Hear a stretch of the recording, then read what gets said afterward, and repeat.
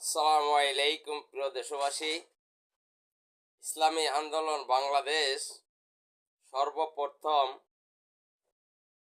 ইসলামের পক্ষে একটি বাক্স হবে বলে ঘোষণা দিয়েছিলেন পীর সাহেব চরমনাই। পীর সাহেব হুজুর চরমনাই দামাক বারকাতুম আলিয়ার সেই ঘোষণার ফলে প্রথমে 5টি দল একত্র হয়, পরে আরও একটি দল যুক্ত হয় 6টি, পরে আরেকটি দল যুক্ত হয় 7টি, পরে বাংলাদেশ জামায়াত যুক্ত হয়ে 8টি দল হয়। অনেকে বলে থাকেন ইসলামী আন্দোলন বাংলাদেশ কেন জামায়াতের সাথে গেল, আবার কেন বেরিয়ে গেল। আমি তাদের উদ্দেশ্য বলবো, ইসলামী আন্দোলন বাংলাদেশ জামায়াতের সাথে সমঝোতা করতে যায়নি। জামায়াত 7 দলের সাথে সমঝোতা করে এসেছিল। এটা অনেকের ভুল ধারণা, না জেনে প্রোপাগান্ডা চালায়।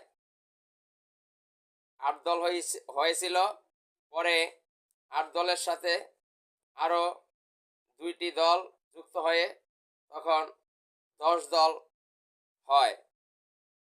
আরও পরে আরেকটি দল যুক্ত হয়ে 11 দল হয়। কারণ ইসলামী আন্দোলন বাংলাদেশ জামায়াতের সাথে কোনো অ্যালায়েন্স করতে যায়নি এবং কোনো জোট করতে যায়নি। এটা একটা নতুন ফর্মুলা তৈরি হয়েছিল 2026 সালের নির্বাচনের লক্ষ্যে, সেটা হলো সমঝোতা। এই সমঝোতা কিভাবে ইসলামী আন্দোলন বাংলাদেশ জামায়াতের সাথে থাকবে, কারণ জামায়াত ইসলামী আন্দোলন বাংলাদেশকে অবজ্ঞা করেছে।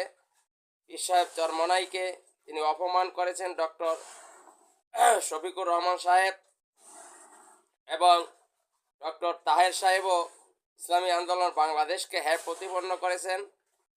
ডক্টর মোহাম্মদ আবদুল্লাহ তাহের ভাই এবং শফিকুর রহমান সাহেব, ওনারা কিন্তু ওয়াদা বরখেলাপ করেছেন। ওনারা কথা এবং কাজে মিল দেখাতে পারেন নাই। ইসলামী আন্দোলন বাংলাদেশের আমির মুফতি সৈয়দ মোহাম্মদ রেজাউল করিম পীর সাহেব চরমনাই দামাক বারকাতুম আলিয়া, তিনি বলেছিলেন তফসিল ঘোষণার আগে আসনগুলো বন্টন করার জন্য, কিন্তু বাংলাদেশ জামায়াত তারা গড়িমসি করে এটা অনেক সময় ক্ষেপণ করেছেন এবং আসন বন্টনের কথা বলে এনসিবির সাথে গোপন বৈঠক করে